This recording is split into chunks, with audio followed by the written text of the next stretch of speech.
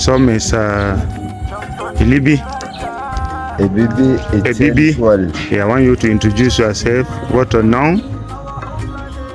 What? Ebibi Etienne Choual. Vous êtes d'où? Je suis de Yaoundé, Cameroun, centre-ville de Yaoundé. Vous êtes de quel département? Je suis du département de la Mofo à Kaba.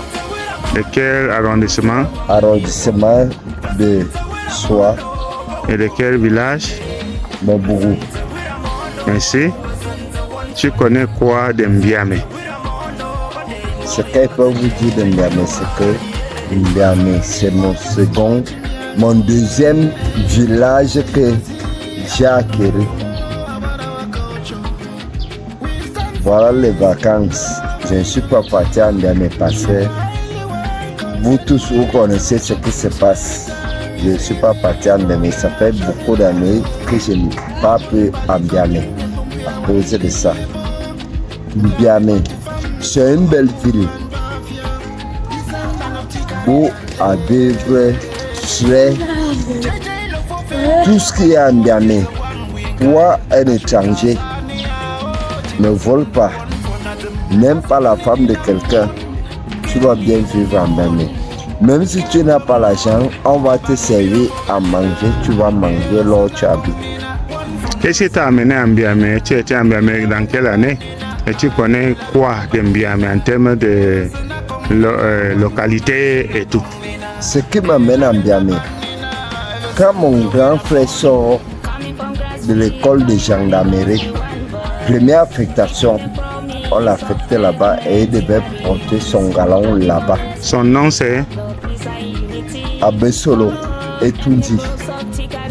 À l'époque, en Mbiame, on l'appelait seulement Abès. Abbé. Et à l'époque, on avait un grand frère qui était traducteur à la brigade, l'on l'avait affecté. Qui nous disait, vous allez m'insulter, mais j'oublie seulement son nom.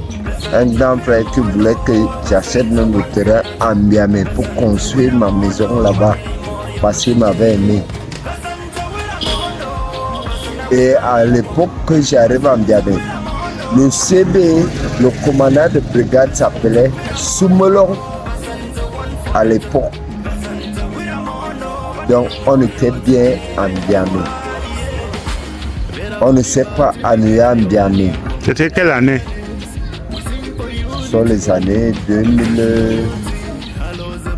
2015-2016. Soumelon. Tu peux décrire les villages Mbiame, l'endroit de Mbiame que tu as connu? Quel village? Je reconnais La pas. brigade est située où? On passe où? La brigade est située derrière le marché de Mbiame. Quand vous arrivez au centre de Mbiame, il y a une route, la première ruelle à gauche. Vous prenez ça. Quand vous entrez, vous arrivez dans un petit carrefour. Vous prenez encore à gauche, vous arrivez devant la brigade.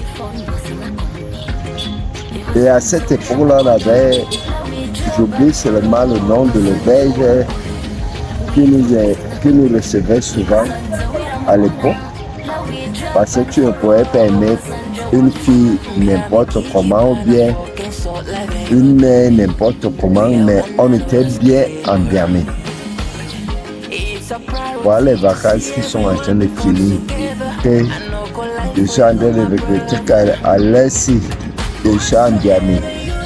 Devant notre ballon, on buvait souvent notre petit. Et le palais, tu as connu le palais de Mbiame? Le palais de Mbiame, c'est à l'entrée de la ville de Mbiame. Tu entres à ta droite. Mes souvenirs en Mbiame, je dis toujours ça ici à mes frères que ne prenez pas le nord-ouest ou le sud-ouest, c'est comme si c'est une fatalité, bien c'est beau à vivre. Si tu ne voles pas, tu n'aimes pas la femme de quelqu'un, tu as bien vu comme là j'étais en Biamé. Et quand en Biamé, on n'est pas loin du Nigeria. Mais beaucoup ne peuvent pas vivre comme ça. J'ai eu beaucoup d'expérience en Biamé à cause de mon grand frère. Quand tu arrives en Biamé, à l'entrée de Biamé, tu vas voir la tribune du défilé. En face de la tribune du défilé, c'est la maison du maire de Biamé à l'époque. Si c'est lui qui est encore là, je ne sais pas. Et ce maire a beaucoup œuvré pour Biamé. Parce qu'à l'époque, il n'était pas là. Il a construit une grande mairie au niveau de collines de l'autre côté. Quand tu entres en Biamé, première entrée à gauche, tu entres, c'est là il y a la brigade. Tu continues tout droit. Tu vas voir la maison du sous-préfet. Peut-être, disons, moins de 1 km après le marché, c'est peut-être 400 mètres. Tu vas voir la maison du sous-préfet. Et on était bien. Biamé, c'est un ville beau à vivre. Si tu respectes les conditions, une ville qu'on ne veut pas dans cette ville, tu oublies ton téléphone ou bien ça tombe quelque part, on va laisser à la chefferie, on annonce dans toute la ville qui a perdu son téléphone, qui a perdu le portefeuille, qui a perdu tout ça. Tu as parlé en descendant du Carrefour pour arriver au niveau de... Là, il y a le gradin. Il y avait les enfants qui vivaient à ta gauche. Tu m'as dit avant cette interview qu'il y avait les jumeaux. Je n'ai pas compris. Quand vous entrez à la ville de Biamé, que vous partez vers la brigade, j'ai connu un grand frère là-bas. On ne se connaît pas, même son nom, on ne s'est pas trop familiarisé, mais ses filles, on s'est familiarisé, donc je peux le nom. Leur boutique était à droite avant d'aller à la brigade. Leur boutique était à droite. Les jumelles, elles étaient jumelles. Donc quand elles venaient à Honde, elles étaient toujours à Méline. Je ne saurais comment les retrouver, mais pour vous dire, c'était bien Biamé. Rien ne m'a chassé de Biamé. Comme là, je suis là, je regrette parce qu'il y a beaucoup de choses que vous-même connaissez. Merci.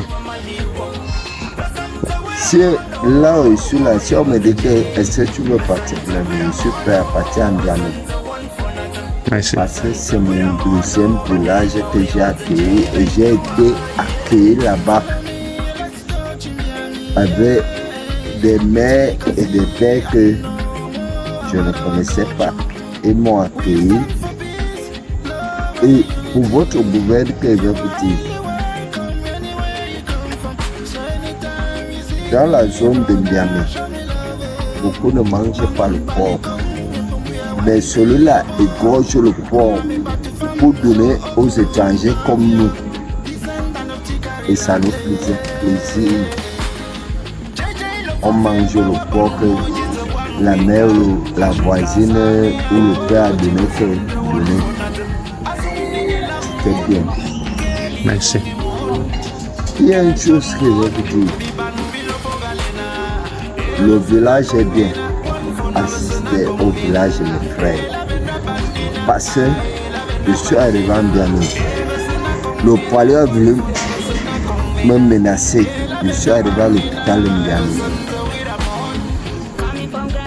J'ai compris que c'est le médecin, même le directeur, qui me dit que si tu veux les comprimés, tu dois pas entrer. Parce qu'ils utilisent les causes naturelles qui doivent et font tout. tu ne vas voir personne à l'hôpital Ndiamé qu'il est couché passer les maladies. Merci. Acceptons la tradition. Merci.